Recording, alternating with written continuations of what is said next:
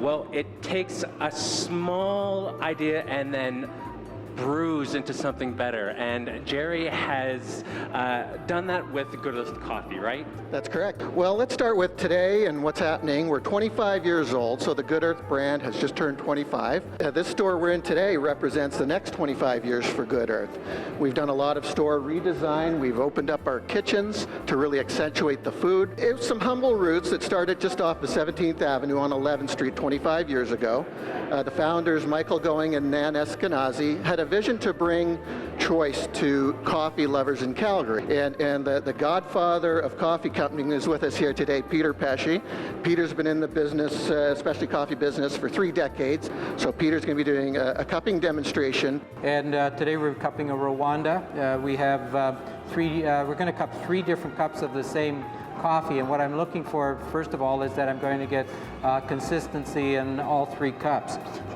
The first step in the cupping process is to weigh out coffee. We're going to use about 8.5 grams of coffee to 6 ounces of water. Next thing I'm going to do is I'm going to pour hot water over the coffee and let it steep for 5 minutes. So what's happened now is a crust is formed in the coffee, and there's 3 elements that I'm going to look for. I'm going to check for aroma. Of course, that's what I'm going to smell. And then I'm going to check for body and acidity. Body I'm going to look for in the middle of my tongue. Acidity I'm going to look for on the side of my tongue.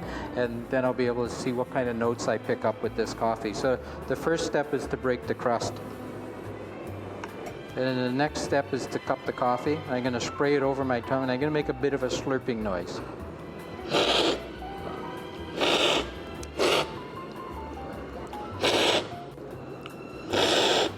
What I'm feeling now is I'm getting a little bit of a nice caramel note in the middle of my tongue and a kind of heavy plummy note on the side of my tongue. What happens is low-grown coffees will mature in about 4 to 5 months. High-grown coffees, like GoodEarth coffees, are maturing in 6 to 7 months, and what that does is gives the coffee a chance to develop more and better flavor oils. So we're looking at that. This particular coffee, it was grown in Rwanda. And it is, East African coffees, I think, are some of the finest in the world. And Rwanda in the last 20 years has really developed into a great coffee-producing source for us. So it is a great, well-balanced coffee. A lot of times, especially with African coffee, get a lot of acidity, not so much body.